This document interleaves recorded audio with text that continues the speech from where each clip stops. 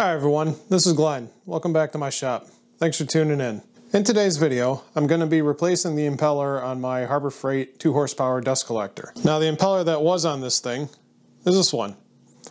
Just the standard stock impeller that comes with it.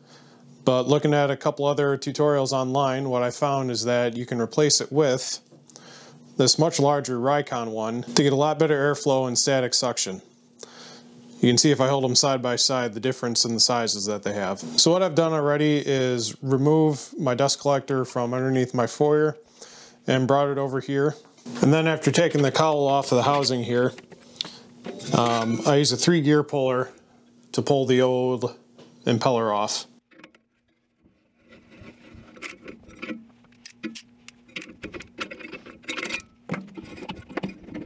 And then after doing that, because I'm intending to mount this on a stand now instead of on the underside of the framing for my foyer, I've gone ahead and I've flipped this housing around so that instead of the exhaust pointing straight up, it's going to be pointing straight down.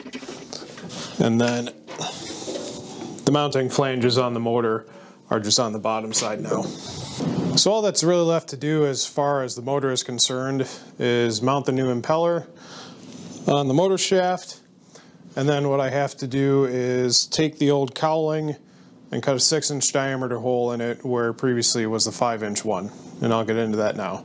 I'm also going to take a look at the different performance characteristics of the two impellers, namely airflow and CFM, static suction in inches of water, power draw, and then loudness in decibels. To start things off, I'm going to benchmark the impeller that came with the dust collector.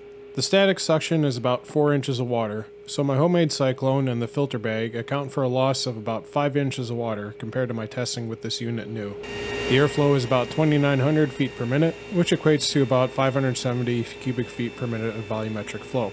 The volume is about 72 decibels when measured at my bandsaw. Looking at the readout from my iota watt, the peak current at startup is about 25 amps, tapering off to about 12 amps under steady state. Anyway, back to the upgrade. Mounting the new impeller is just the reverse of the process for taking the old one off. You need to keep the key from the old impeller and use it on the new one. I'm applying a bit of white lithium grease here to keep the rust down on the shaft.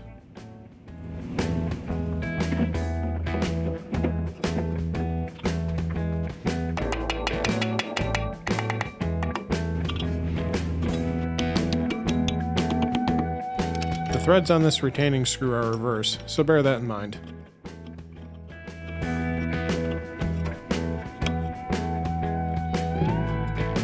Looking at the cowl, I can see that the flange was spot welded on the plate, so I'm going to drill those out before cutting the wider hole.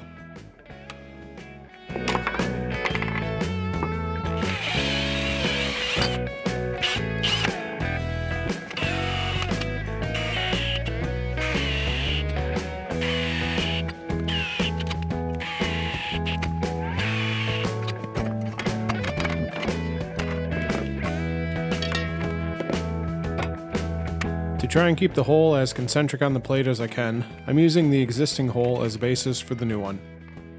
I found the center of the hole with my combination square.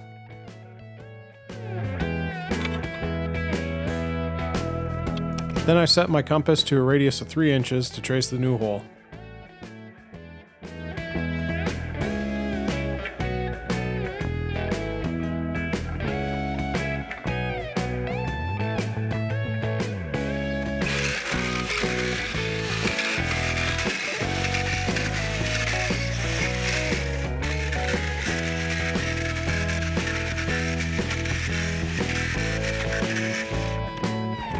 Deburring the cut edges is a good idea.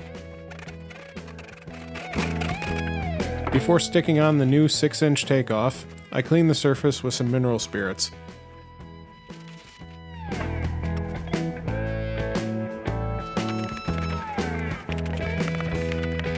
I'm cutting off the crimped end of this takeoff so that it becomes a female end, and the crimped end of the elbow coming off my cyclone will fit in it.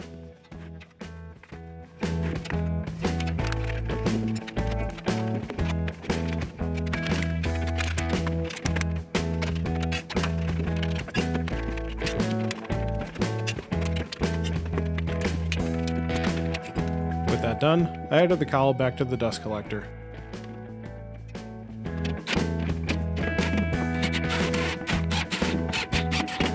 Next I'll build a simple stand for the motor. I just knocked this together with some 2x4s and scrap pieces to get the inlet at the correct height, so I won't go into a great amount of detail.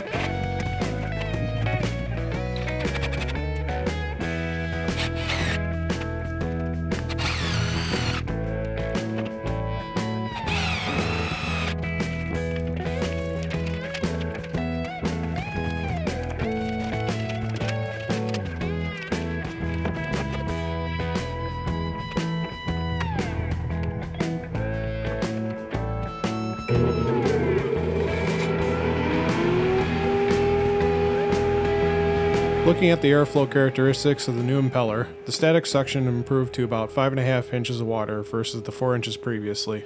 Airflow jumped to 3,400 feet per minute, equating to 670 cubic feet per minute. The new impeller does make the unit about 3 decibels louder than before. For power draw, the starting current jumped way up to 35 amps, settling around 13 amps under steady state.